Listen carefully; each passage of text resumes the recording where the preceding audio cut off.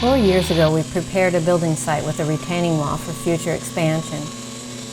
The only building in the plan at that time was a small 3-sided shed to contain sawdust. Though something told us we needed to prepare an extended area for the possibility of a building in the future. That would give the ground time to settle first. What we didn't know was that 2 years later, on April 27, 2014, a small tornado would completely demolish our sawdust containment shed and severely damage some of our other buildings as well. Here are some pictures of the storm moving in. I also have a video all about the storm. I'll include a link in the description below. So we decided to invest in a new building. The building site we had prepared 4 years prior wasn't quite large enough to accommodate the new building. We had to remove the retaining wall and add more dirt and pack it as we went. A local company, Kenway Excavating, provided a CAT CP433E self-propelled vibratory compactor for us to use. The machine packed the ground extremely well, but the vibration made it somewhat tedious to operate, so our sons and I took turns packing while Sawyer Al brought us dirt with the John Deere skid steer.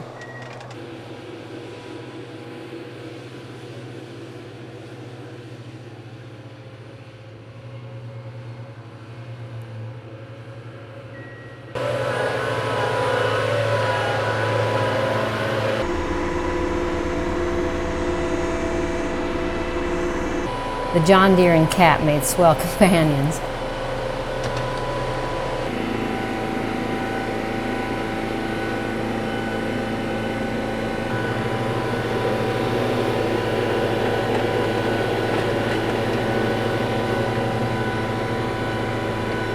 Here you see me flip a rocker switch to turn the vibrator off. Then I set the parking brake.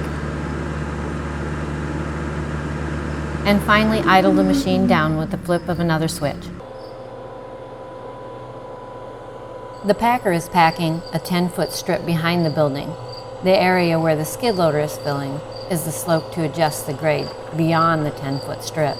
That area isn't supporting the building, so a little grass mixed in doesn't hurt anything.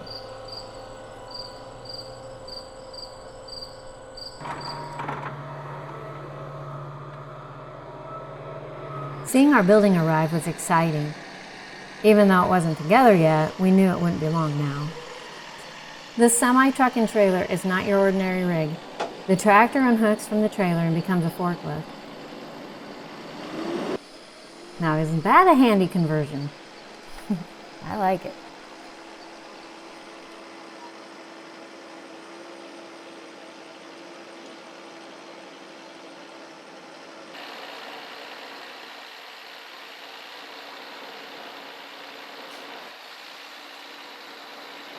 After weathering a storm, Morton's no third-party 5-year wind and snow load warranty caught our attention when researching building manufacturers. The more we checked into Morton, the more benefits we saw. Their posts are attached to permanent concrete columns, as you can see here.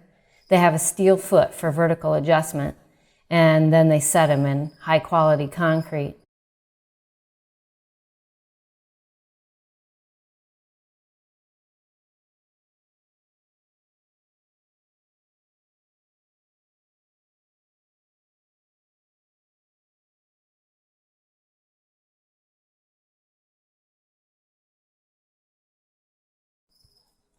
Their crew was great to work with. They built the panels on the ground using No. 1 Southern Yellow Pine. Then they lifted the wall panels into place with a special jib on the front of their loader tractor.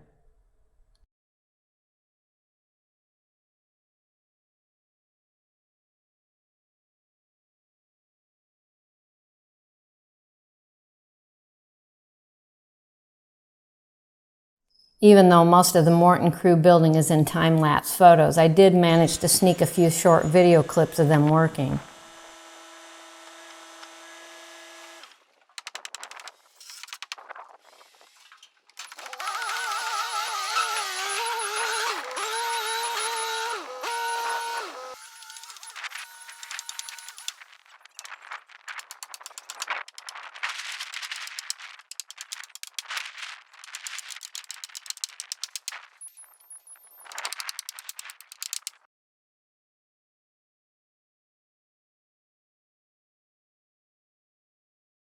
Morton also uses a unique metal strap for X-bracing to help protect the building from racking in the wind. You can see their steel X-bracing right here. It's not attached all the way. They do that after they get the wall panel in place.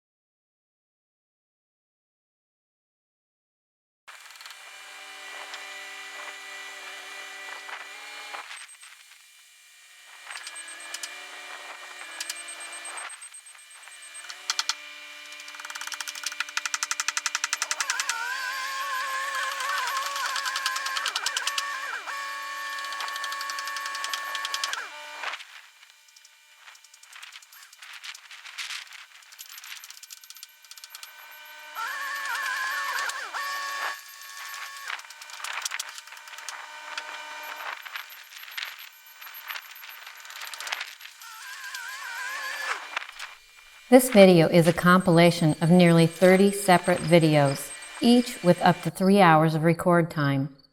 It represents a project that spanned more than 1 year, intermingled with our sawmill business and normal everyday life duties. The finished video itself took well over 120 hours to edit. After I was done editing the video, it was time to do a voiceover for a 30-minute video. All I could think of was, what do I say? I'm not a natural at talking, so it was a little bit difficult, but little bit at a time, I started thinking of things to say, and I'm pretty happy with how it turned out. I hope you guys like it.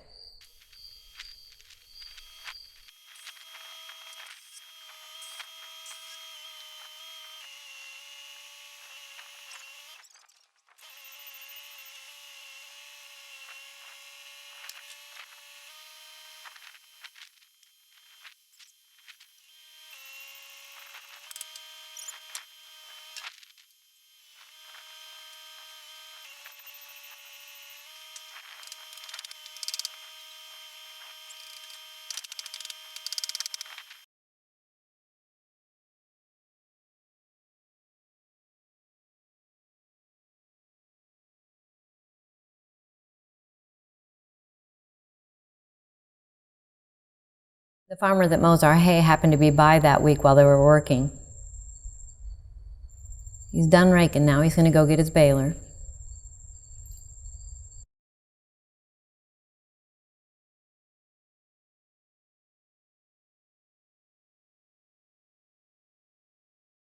I wonder what he thought of the mess and commotion.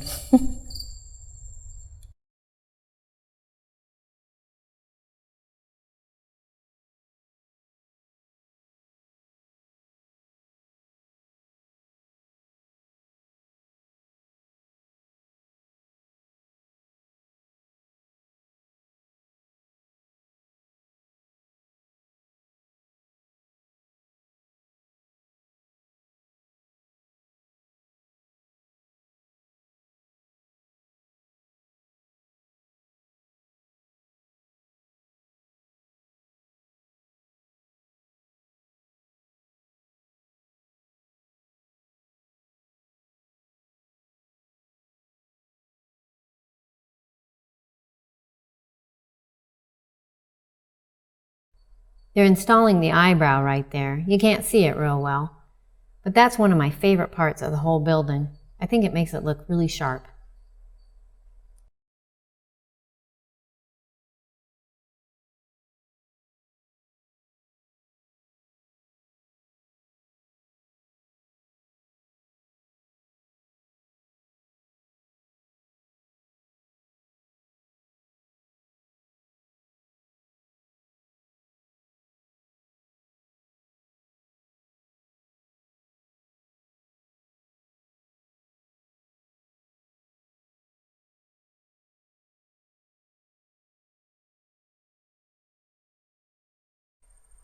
Morton has a special smooth rolled ridge on their steel siding and roof panels instead of the normal sharp bends of the competitor's steel.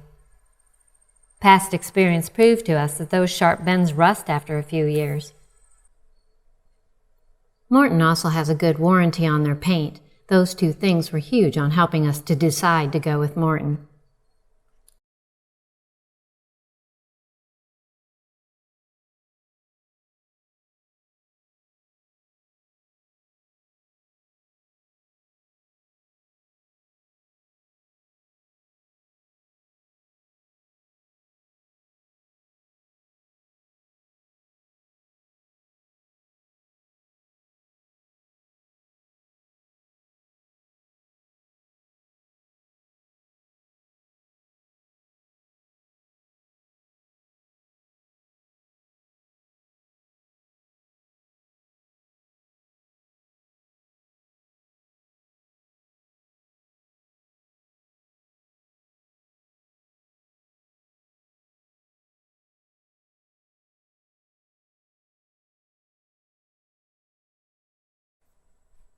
After the Morton crew was done, there was plenty of manual labor for the Sawmill crew to get down and dirty with. You'll see, just keep watching.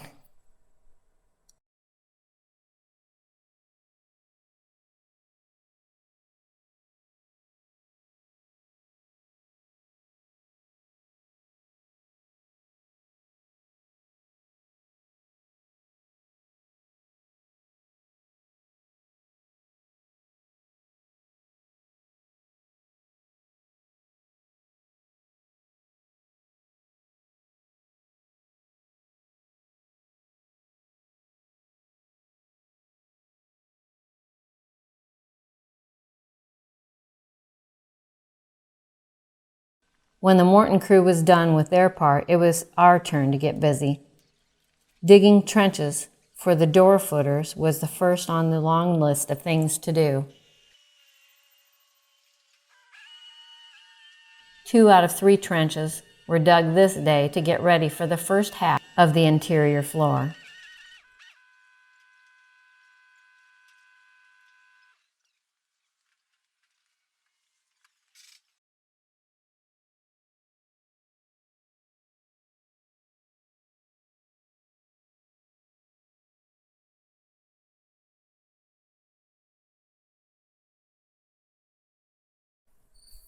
As you watch the video, you will see where all my video editing time went this past year. I feel bad for neglecting my viewers, and I'm glad I finally got the video finished. I have some Sawmill videos waiting in line to be edited, and I'm looking forward to getting them ready to watch.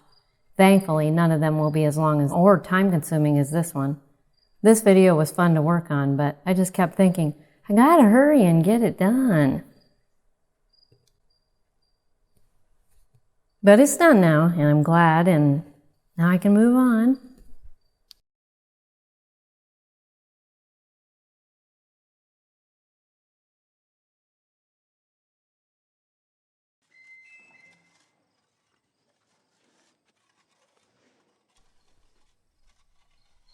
Guess who fits in the hole the best?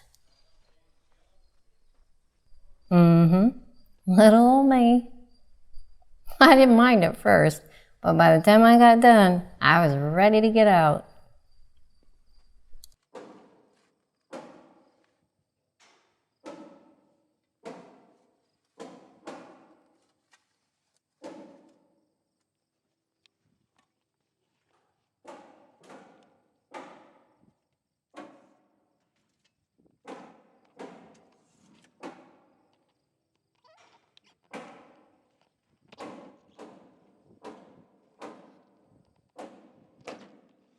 I guess this should have been another dirty job for Linda video.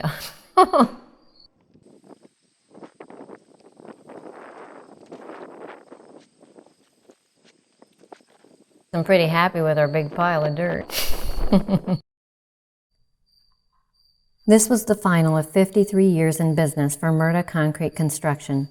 Their business ran through 3 generations and was tapping into the 4th when second-generation owner Dennis decided to retire. Dennis's son, a 3rd-generation employee for 30 years, opted not to inherit the hassles of being self-employed. So one of the most professional, honest, and reliable concrete contractors in our area has since ended their services, and they will be sorely missed.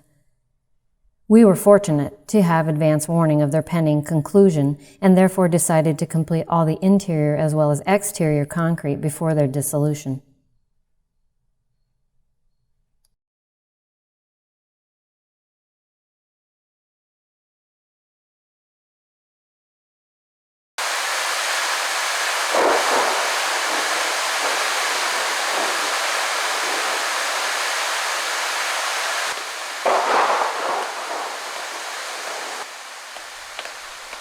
Storms all day gave us an opportunity to dig, and dig, and dig some more.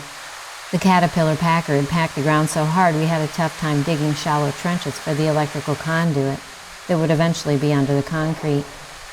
We didn't want to disturb our nicely packed soil any more than necessary, so we used a pickaxe to loosen the soil in a concentrated area before digging.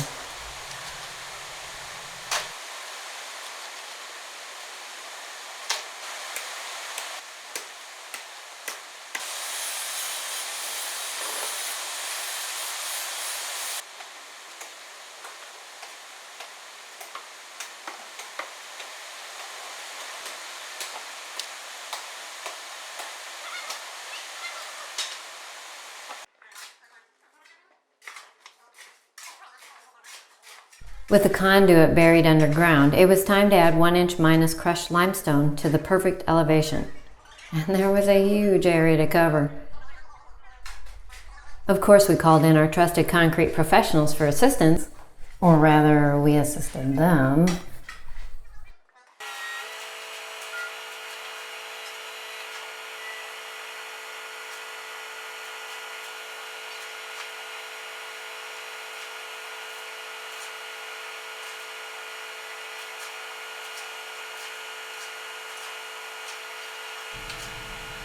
After we finished placing and packing the gravel, we had to install plastic sheeting, also called Visqueen, and then the insulation.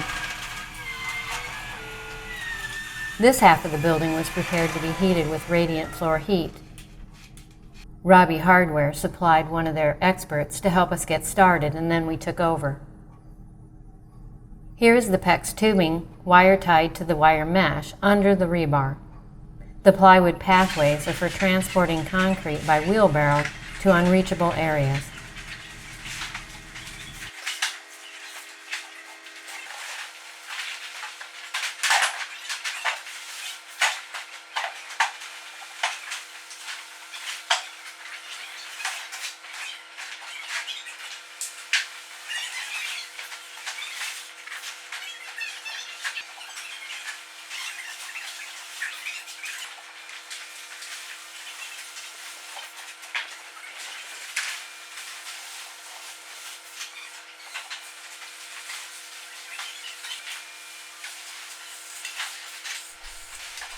I have a sad story to tell about the guy in the orange shirt. He was here helping as a favor to Merta's, who had promised to do a last-minute concrete slab for his landscape business. 2 hours after he left here, he got a dreaded phone call saying his house was on fire. But thankfully, everyone was out of the house safely. The house ended up being a total loss. Such a terrible thing to happen to such a nice guy.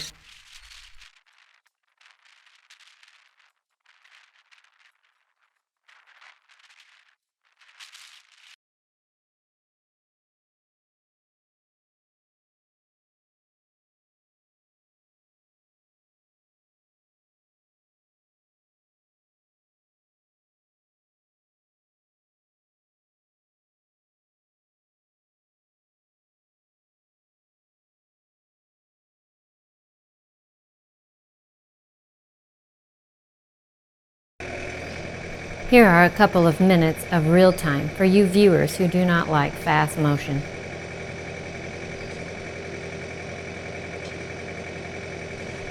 I really did have to use a lot of fast motion for this video just because I had to fit so many months worth of work into one 30-minute video.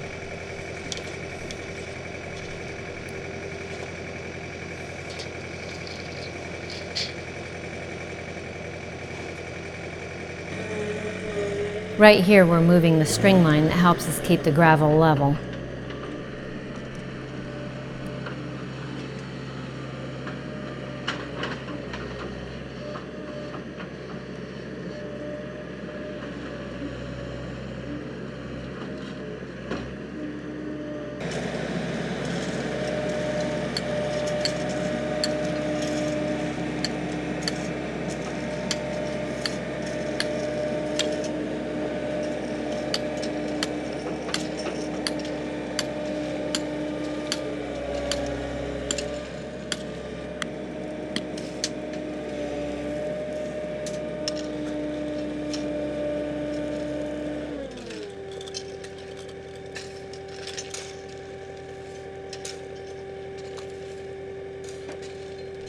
If you haven't ever scooped gravel, you wouldn't know it, you wouldn't think it, but it's heavy.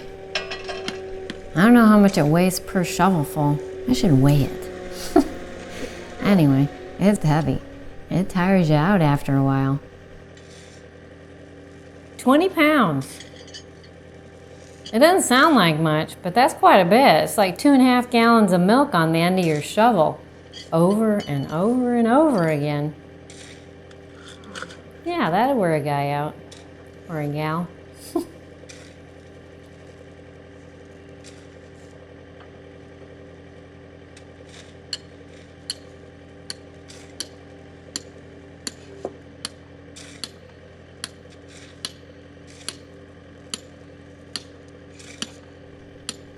I had to use a shovel the whole time because I couldn't use that drag back tool that the concrete guys use. I did it the first day on the first pour that you guys didn't see. I did something in my shoulder, so I guess I'm just not cut out to be a concrete man. Our son's used them okay, but I couldn't use it right.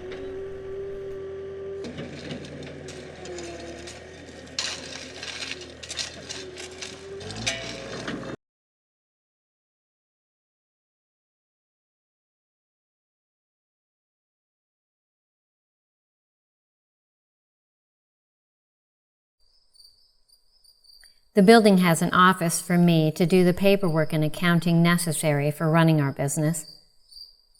There is also an area for maintenance or whatever we need to do in there, like putting lumber on and taking it off sticks for drying.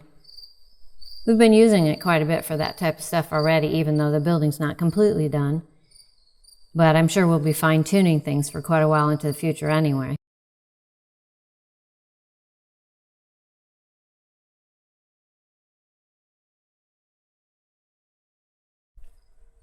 The sawmill will continue to be in the same building it's been in for 20 years. The building should last quite a few more years, providing we don't get any more tornadoes.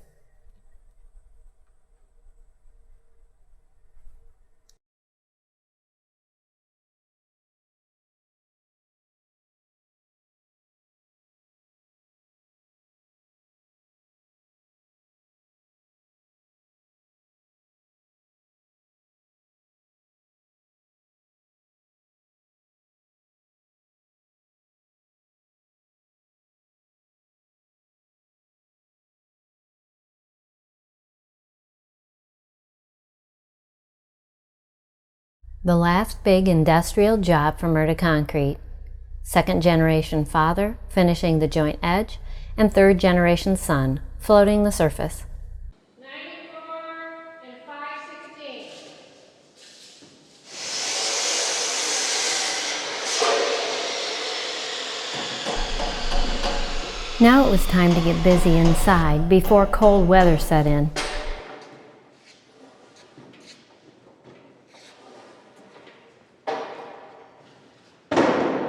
Our sons and I started with the joists.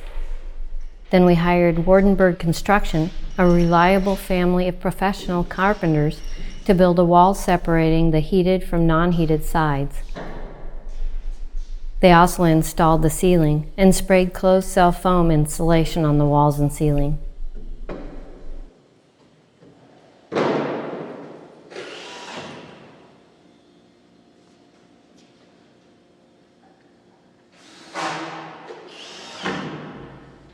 Then our sons and I took over. We used slow days at the mill as an opportunity to finish the inside. There was a considerable amount of work that wasn't recorded. First, we constructed a grid work of nailers for attaching drywall to the exterior walls. The nailers are 16 inches on center to provide stability, so the drywall doesn't have any whoop-de-doos. Next, we framed the interior walls, as you see us doing here.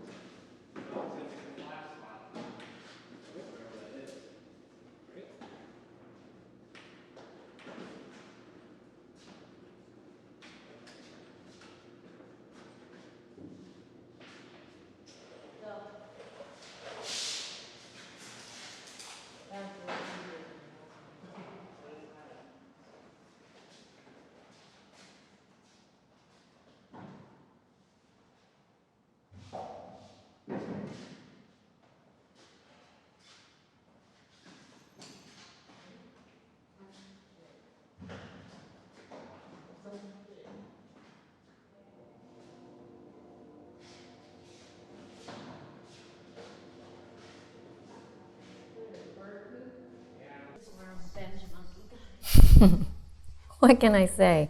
When your whole building is a jungle gym, it just brings out the monkey in some people.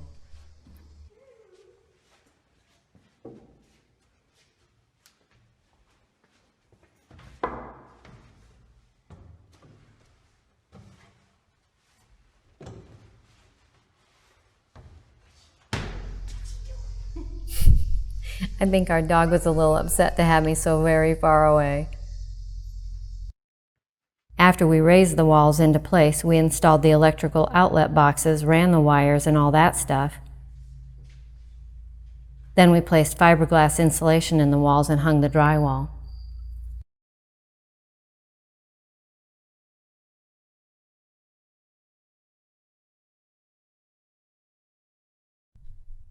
You know, many times I've contemplated walking with drywall stilts, but apparently it got the best of me this day, so I just had to try it. Don't look too far away at it. It was actually a lot of fun. Turning around is a little bit scary. I got it. There's a butt shot for you. I didn't think to record it.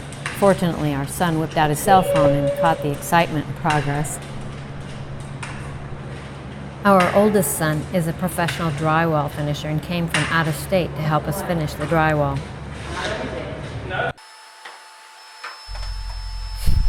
We stuffed Sawyer Al in the attic with a big hose and kept him well fed with fiberglass. I wasn't happy about it though. By the end of the day, he was ready to get out of there.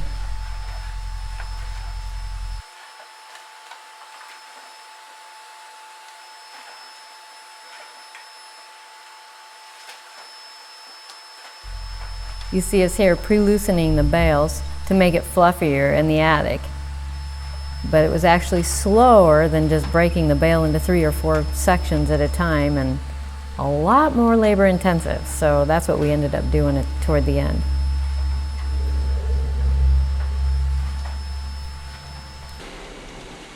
Apparently we didn't get our fill of concrete last summer.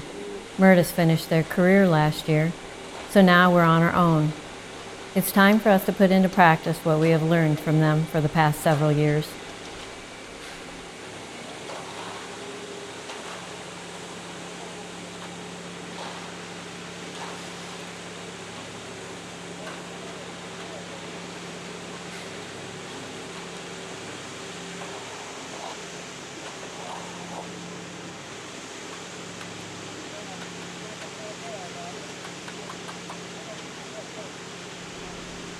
What you see me doing here is pulling the rebar up to center it vertically in the slab.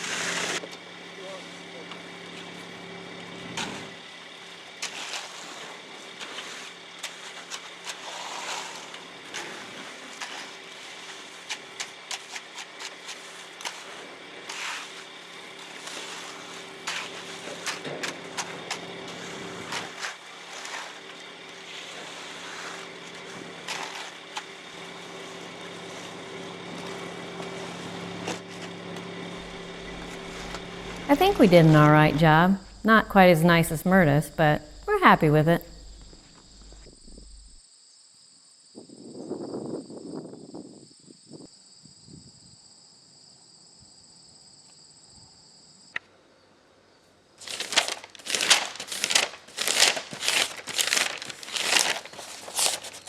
"24 pages of notes for my voiceover.